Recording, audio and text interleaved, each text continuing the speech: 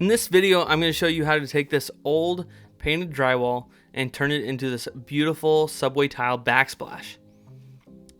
We'll start with the prep work. We had to clear all the countertops off, pull the stove out, and I had to cover up this pipe here and put some drywall over it. I also had to take care of this termite damage, and we'll show that in just a second. First, we need to pull all the outlet cover plates and the light switch plates, and also loosen all those screws because I needed to replace the outlets anyway. We're gonna go ahead and pull the sheetrock off. Luckily, the termite damage was pretty much just follow the window sill up, and they've already had new windows put in place. They just needed to repair the termite damage that was there. My clients had already dealt with the termites a while back, but they finally got around to actually having the backsplash done, so now I'm repairing it. We're just using a 1/2 inch drywall. It's a moisture resistant drywall.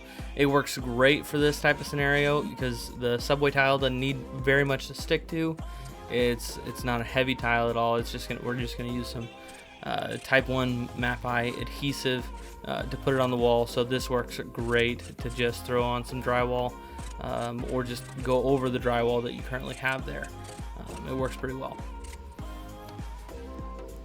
So here we have the drywall that's going to go in the corner. We decided to do it at a 45 instead of a box. We thought it was going to look a lot better.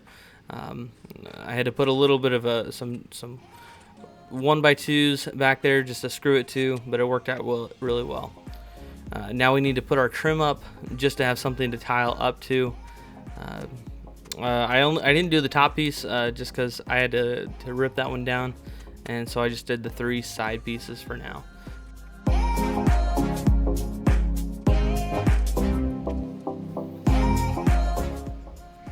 Now it's time to set our board that I'm going to use to level off all the tiles and start technically with a second row of tile. We're just going to cut it all and use my laser level to fit to where it's just above that first tile mark. Now we're going to go ahead and start spreading out our adhesive, getting ready for the tile, and we'll start applying tile. We have to cut these first. This is really easy. This little cutter was $24 at Lowe's. It's just a score cutter, so you just have to score the tiles, and then it snaps right in half. It makes a real nice clean cut. Now we're just gonna go ahead and apply these. We want to move pretty quickly, so just go ahead and throw the tiles up there and then put your spacers in there. It's just gonna make the whole process a lot smoother. Now whenever we get to having to cut one around an outlet, I've got a wet saw. You can also use a grinder with a diamond blade.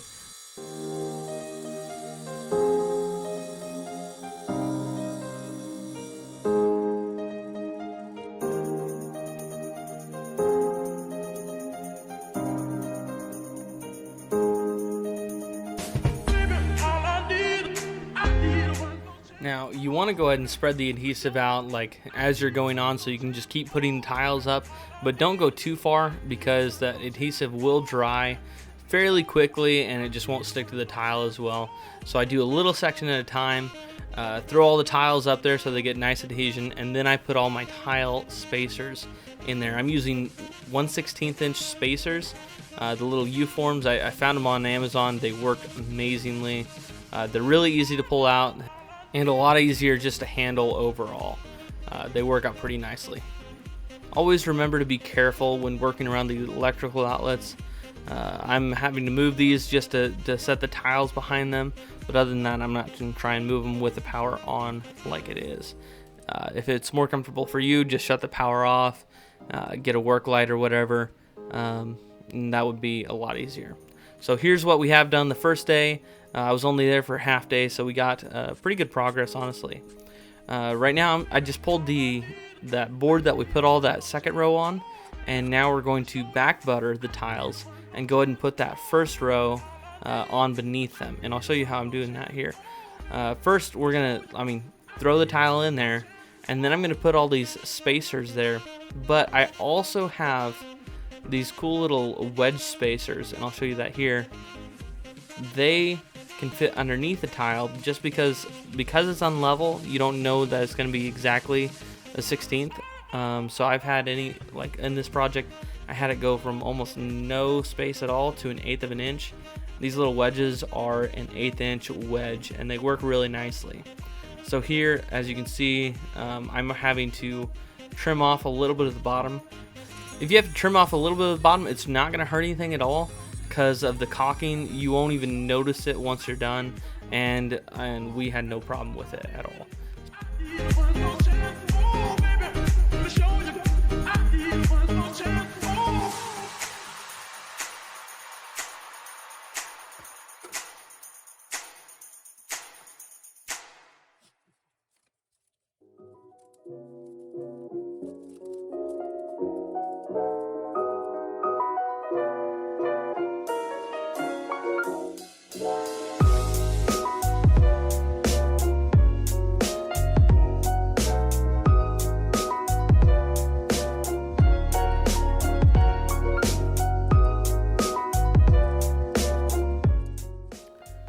You'll notice here that I have a row that goes just a little bit lower. This is where the stove's going to be, and I just want anyone that's looking around it to like think and kind of see, if they can see just a little bit past it, that it goes down all the way to the ground, but we don't need to go that far because you can't see it. I'm going to go ahead and put a board there after I've already applied the adhesive, and I'm just going to push up on that board just to lock all those spacings right into place on where they need to be. It's just an easy way to do it real quick and leave it so it hardens. Now moving on to the windows. For the windows, we're going to leave about a 1/16 of an inch in between the tile and the trim piece of the window. If they're a little bit off, it's not going to hurt too much. Again, it's going to be getting a caulking over it as well. It just makes it look a lot nicer if you can keep it all uniform and even. For under the trim of the window, I could still use the score cutting tool. It worked really well. I didn't have to just cut a sliver off, so it was nice to be able to just use that and stay inside than have to run outside and use the wet saw.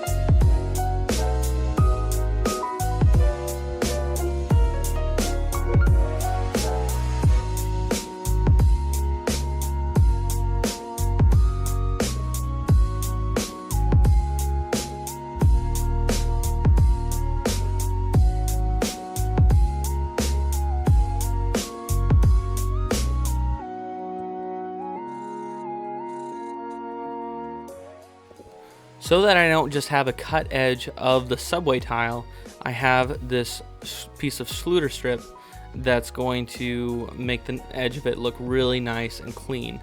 Now, whenever we take our tiles up to it, it's actually got a little break point there that's kind of like a spacer in between where the tile goes and where the actual finished edge is. So if you just cut your tile right up to that, little bumper piece, it works real well. Now I get to take off all the boards and stuff that I had already put on before and go ahead and put that bottom row on. This back corner here was where I had the most issue with it being unlevel. This was about an 1/8 inch lower than most of the rest of the entire countertops.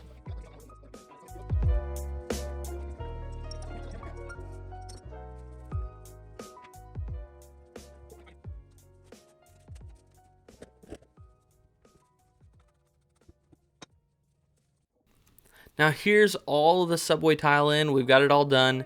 We've got it cleaned up a little bit, and we're gonna have to come back the next day, clean it up more if we have anything in between the grout lines or anything on the tile surface, and we want to get that cleaned up before we start grouting. Now we're gonna go ahead and start grouting.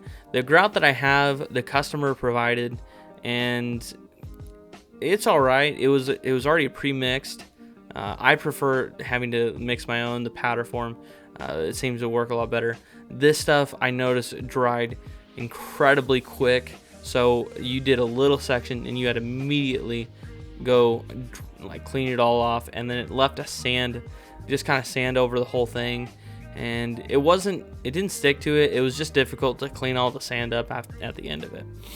But we got it done and it turned out great, and the customer was super happy with it, and that's what matters.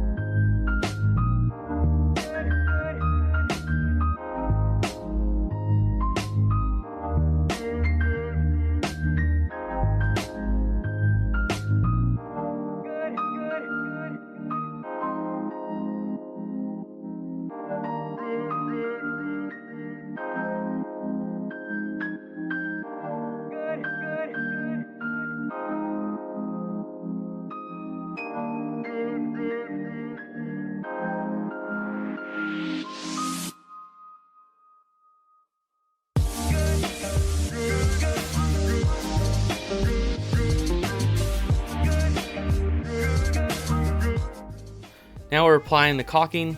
We're gonna go ahead and just put a little thin strip of caulking, a little bead of caulking down the edge. Then we're gonna spray it with the spray bottle here, with just mostly water with just a hint of dish soap. It works very, very well to keep the caulking moldable and like where you want it to go. I tried it doing it without the water and soap, and it usually just turns into a giant mess. So I use that every single time now. And I didn't have any popsicle sticks because I forgot them, so I used this little tool I got at Walmart. But popsicle sticks work really, really well for this as well.